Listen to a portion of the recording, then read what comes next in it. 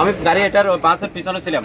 হ্যাঁ। পিছনে তাকাতে পিছনে প্রায় 50 হাত মতো পিছনে ছিলাম। গাড়ি ওই ইগলের সাথে যখন সামনে একটা আওয়াজ শুনছি, ঠাস করে একটা বড় একটা আওয়াজ হয়েছে। আওয়াজ যখন শুনছি দেখতেছি যে ওই বাসটা তখন পিছনে যাচ্ছে গা, পিছনে চলতেছে যে গাড়ি পিছনে চলতেছে, তখন নিয়ন্ত্রণ হারা হয়ে গেছে। যে তখন নিয়ন্ত্রণ হারার পিছনে আমি ছিলাম। আমি যখন ছিলাম আমি তখন আর কি গাড়ি আমারটা আমি নিয়ন্ত্রণ রাখতে পারি নাই। তখন কি করছে, ও আমারে মাইরে দিয়ে আমি গাড়ি যখন পড়ে গেছে আমি তখন লাফ দিতে পারছি। মোটরসাইকেল পেলে চলে গেছেন? হ্যাঁ, লাফ দিয়ে কোনো রকম আল্লাহ আমাকে বাঁচাইছে।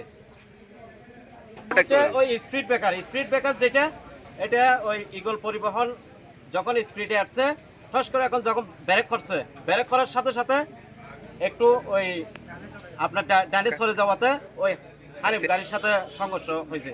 হ্যাঁ, স্পিড ব্রেকারের কারণে। স্পিড ব্রেকারের কারণে। হ্যাঁ। চট্টগ্রাম মহাসড়কে অ্যাক্সিডেন্ট হওয়ার মূল কারণ হচ্ছে, বিশেষ করে দেখা যাচ্ছে আপনার চুনতি জাঙ্গালিয়া সড়ক থেকে শুরু করে বানিয়াছড়া হাইওয়ে পর্যন্ত যে আঁকাবাঁকা টার্নিং যেগুলো আছে, এগুলো হচ্ছে এক সমস্যা। দ্বিতীয় সমস্যা হচ্ছে যে আপনাদের চট্টগ্রাম মহাসড়ক আপনার যে পরিমাণ গাড়ি দেখা যাচ্ছে সে পরিমাণের চেয়ে মানে রোডের চেয়ে আমার মনে হয় দ্বিগুণ গাড়ি। সে পরিস্থিতি দেখা যাচ্ছে যে আপনার টার্নিং তারপর স্পিড ব্রেকার, তারপরে হচ্ছে যে অনেক সমস্যার কারণে এই অ্যাক্সিডেন্টগুলো বেশি নিয়ত হয়। যেমন মনে করেন আপনার ফিটনেস গাড়ি অনেক বেশি এখানে।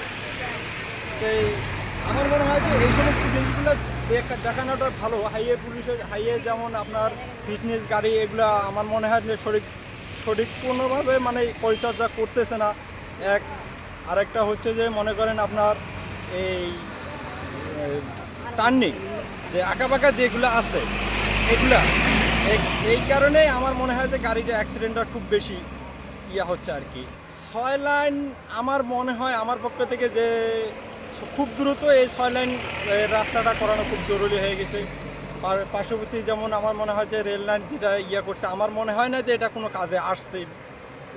আমার মনে হয় যে এই 6 লাইন এর চট্টগ্রাম মহাসড়ক আরকান রোড, এটা 6 লাইন করাটা আমার মনে হয় যে খুব জরুরি।